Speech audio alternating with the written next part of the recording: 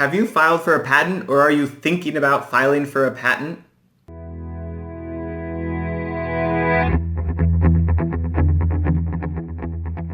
Hi guys, I'm Derek Haney and thanks for joining me for another episode of SplashU Small Business Tips, where I help small business owners, marketers, and entrepreneurs grow their business every single day right here with this video cast. Today what I want to talk about is filing a patent, whether you should be filing a patent and when to file a patent and what you can file a patent on.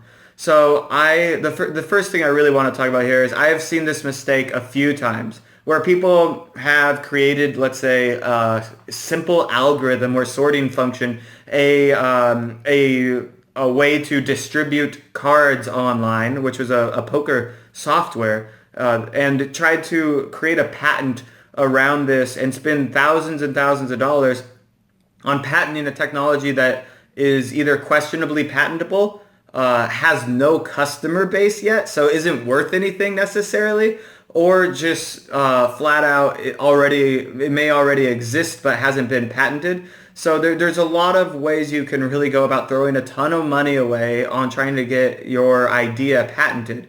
And the truth is that everybody has ideas, and your idea is what gets you up in the morning, but your execution is what makes you money every day.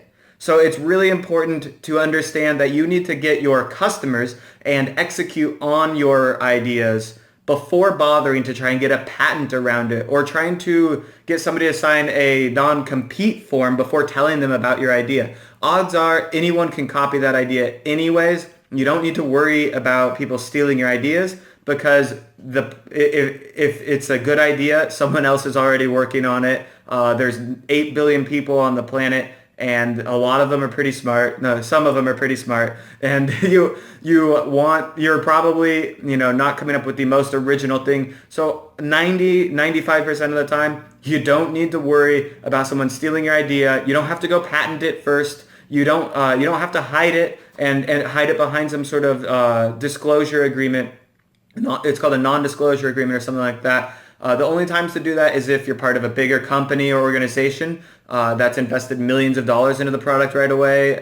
If you do have a patent pending on a very, very proprietary, unique thing that no one else can build without the right know-how, like biological engineering or manufacturing process or something that is really, really, really actually unique. But if it's just an idea, it's just a business that people have started in the past with a different twist. One of my original ideas was we're going to make internet marketing a retail outlet, a retail store.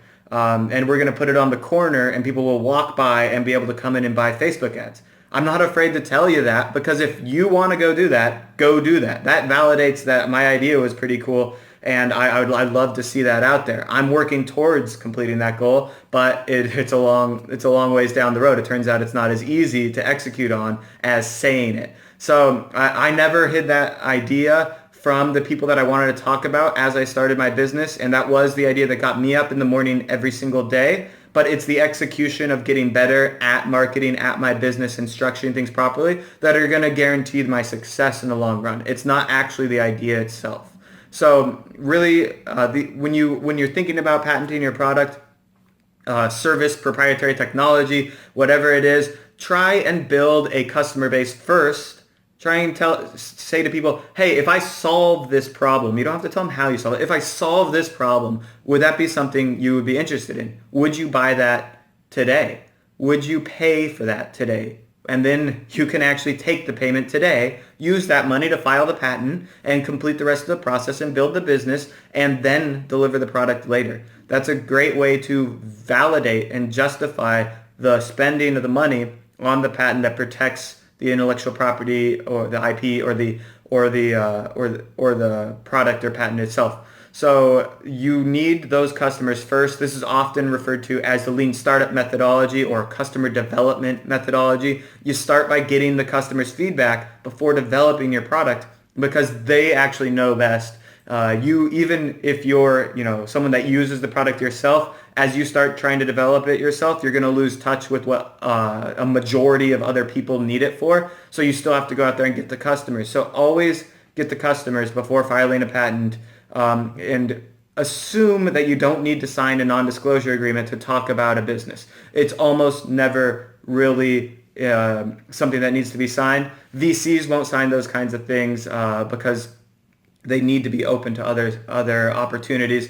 Angel investors won't sign those kinds of things. And frankly, when someone comes to you with an NDO to try and tell you their idea, it's a little bit insulting. Like, hey, I'll just tell me to keep it a secret, and I promise I will. And it's also a little bit. It often comes across as naive because so often people are getting you to sign an NDO for something that doesn't need an NDO. And that speaks to inexperience, and that is a sign that you probably don't want to invest in that person, that they don't have what it takes to, or they haven't fully understood the scope of their business or project or the relative uniqueness of it and all those things.